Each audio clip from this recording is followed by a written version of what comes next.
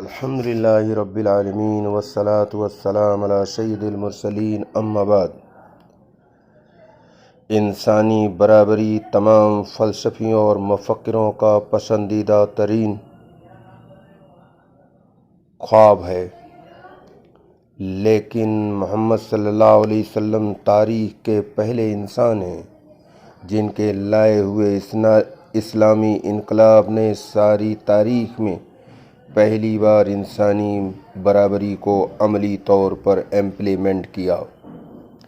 اس کا اعتراف عام طور پر سنجیدہ انٹلیکچوئل نے کیا ہے۔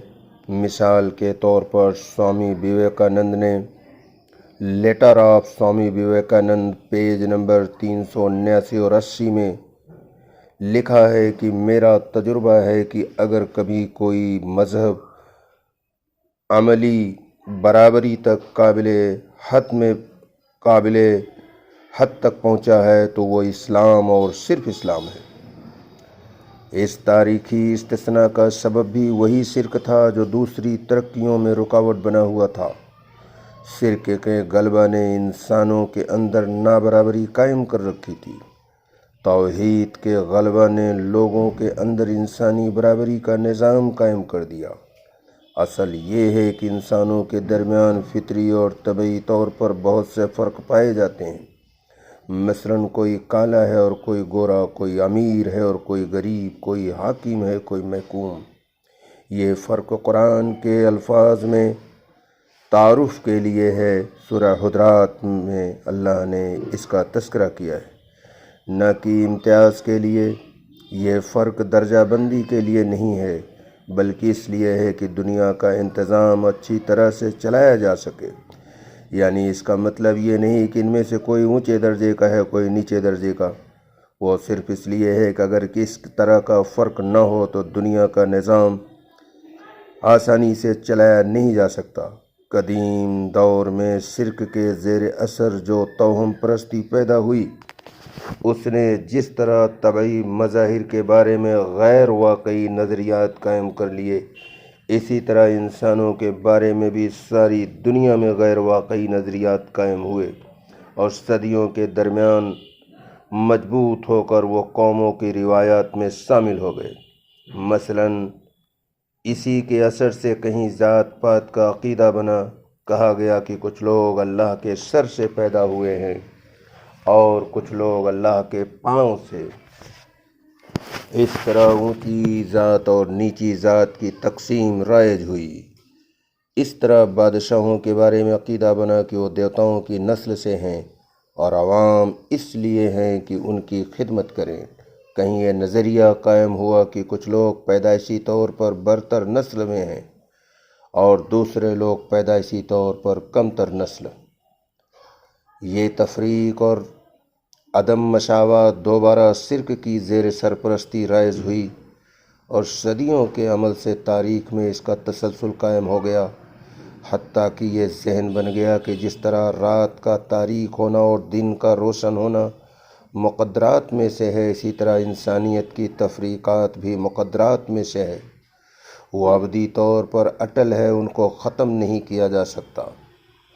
اس دور کو لانے کے لیے شرک اور توہم پرستی کے غلبے کو ختم کرنا تھا، مگر ہزاروں پیغمبروں کے آنے کے باوجود ختم نہ ہو سکا۔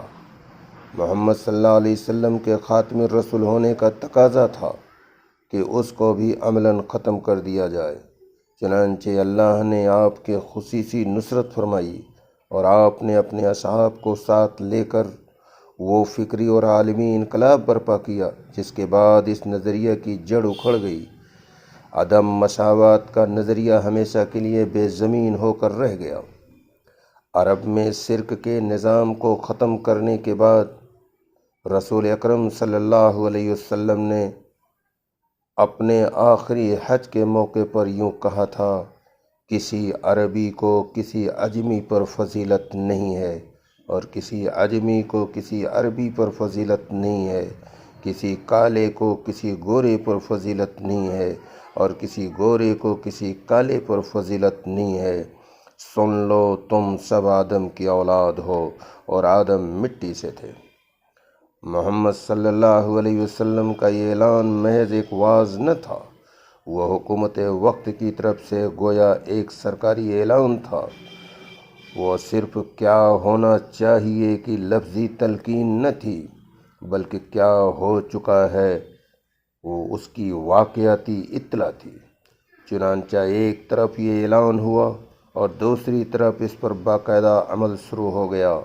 انسانیت کے درمیان تفریق کی تمام مصنوعی دیواریں ڈھا پڑیں اور انسانیت ایک نئی دنیا میں پہنچ گئی، جہاں کوئی اونچ نیچ نہیں، جہاں اخلاقی صفات کی بنیاد پر آدمی کو سماج میں درجہ ملتا، نہ کہ محض نسلی تعلق یا پیدائشی اتفاق کی بنا پر۔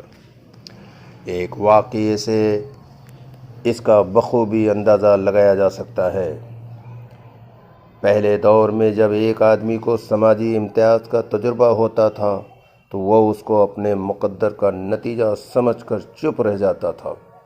قدیم زمانے میں پہلی بار یہ واقعہ ہوا کہ حضرت عمر فاروق رضی اللہ تعالیٰ عنہ کے دور میں مصر کے مسلم گورنر عمرو بن عاص کا لڑکا ایک قبطی کو کوڑا مارتا ہے۔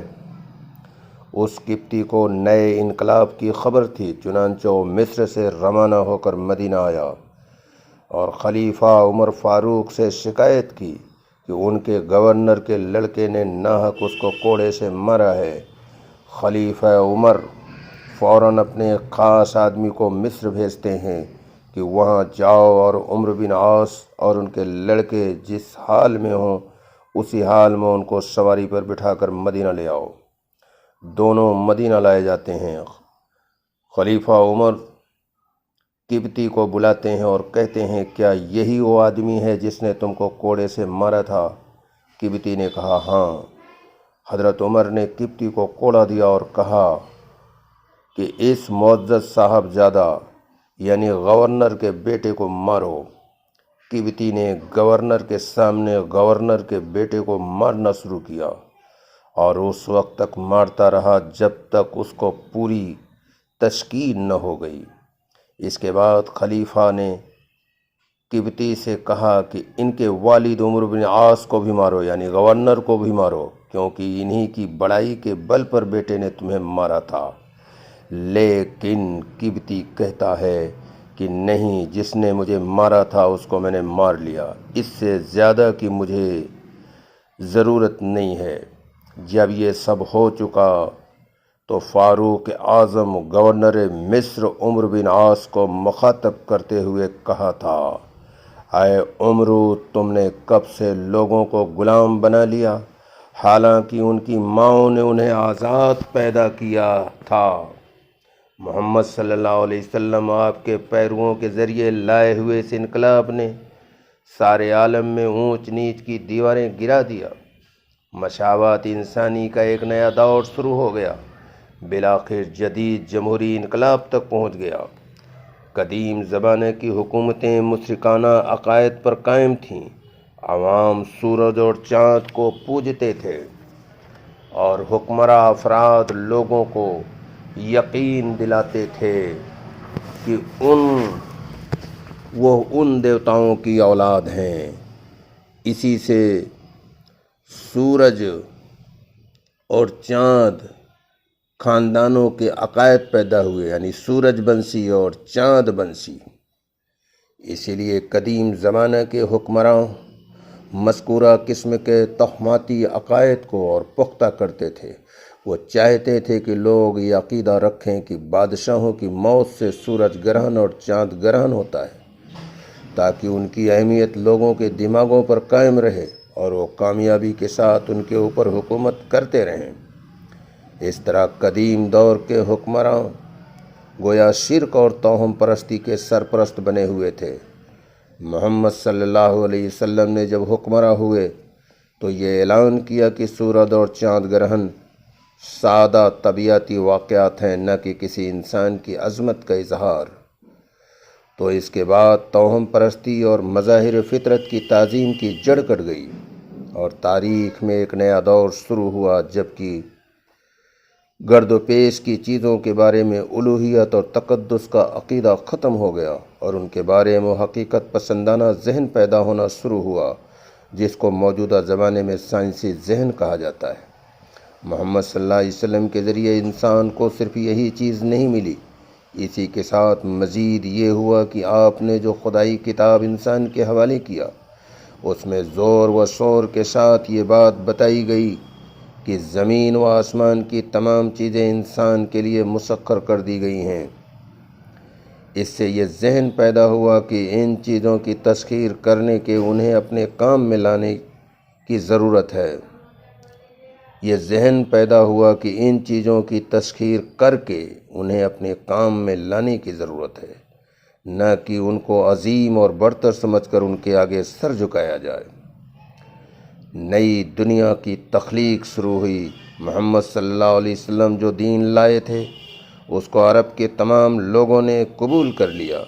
اس کے بعد وہ حیرت انگیز تیزی کے ساتھ پھیلنا شروع ہوا، یہاں تک کہ 1 صدی سے کم وقت میں وہ ایشیا اور افریقہ کو مشکر کرتا ہوا یورپ میں داخل ہو گیا۔ امریکہ کو چھوڑ کر تقریباً تمام ملکوں اور تمام سمندروں پر بالواسطہ یا براہ راست طور پر اس دین کے پیرووں کا غلبہ قائم ہو گیا۔ یہ سلسلہ 1000 سال تک جاری رہا۔ نائجیریا کی سوکو تو خلافت سے لے کر انڈونیشیا کے مسلم سلطان تک، اور ترکی عثمانی خلافت سے لے کر ہندوستان کی مغل بادشاہت تک، گویا ایک عظیم ملک تھا جو موجودہ طرز کی قومی حدود سے ناآشنا تھا۔ مسلمان اس پورے علاقے میں تجارت، تعلیم یا دوسرے مقاصد کے تحت بآسانی سفر کر سکتے تھے۔ یہی وہ دور ہے جبکہ 14ویں صدی عیسوی میں ابن بطوطہ نے تقریباً 75,000 میل کا سفر طے کیا۔ وہ ایک ملک سے دوسرے ملک میں اس طرح پہنچا کہ کہیں وہ اجنبی نہ تھا، کہیں اس کے لیے بے روزگاری کا مسئلہ نہ تھا، اور محمد بن تغلق کے زمانے میں دہلی آیا۔ یہاں اس کو نہ صرف تحفے تحائف ملے، بلکہ اس کو دہلی کا قاضی القضات یعنی چیف جسٹس بنا دیا گیا۔ اس عالمی انقلاب کا نتیجہ یہ ہوا کہ تمام انسان ایک ہی انسانی برادری کا حصہ نظر آنے لگے۔ مساوات انسانی کا یہ ذہن نہایت تیزی سے ساری دنیا میں چھا گیا۔ اولاً اس نے مدینہ پر غلبہ حاصل کیا، اس کے بعد دمشق اس کا مرکز بنا، پھر وہ بغداد پہنچا، اس کے بعد اسپین اور سسلی ہوتا ہوا وہ یورپ کے قلب میں داخل ہو گیا۔ یورپ کی اکثریت نے اگرچہ مذہبی اعتبار سے اسلام کو قبول نہیں کیا، مگر کائنات کے بارے میں اسلام کی توحید کا نقطہ نظر انہوں نے پوری طرح سے لے لیا اور اس سے بھرپور فائدہ اٹھایا۔ حقیقت یہ ہے کہ یورپ کا سائنسی اور جمہوری انقلاب اسلام کے انقلاب توحید کا سیکولر ایڈیشن ہے۔ اس انقلاب کے اخروی پہلو کو الگ کر کے اس کے دنیاوی پہلو کو اختیار کرنے ہی کا دوسرا نام مغرب کا جدید انقلاب ہے۔ ایسی حالت میں یہ کہنا ادنیٰ مبالغہ کے بغیر درست ہے کہ انسانی تاریخ سے اگر اسلام کو نکال دیا جائے تو اسی کے ساتھ تمام تمدنی اور انسانی ترقیوں کو بھی نکال دینا پڑے گا۔ اس کے بعد دنیا دوبارہ اسی تاریکی کے دور میں چلی جائے گی جہاں وہ اسلامی انقلاب سے پہلے پائی جا رہی تھی۔ وما علینا الا البلاغ۔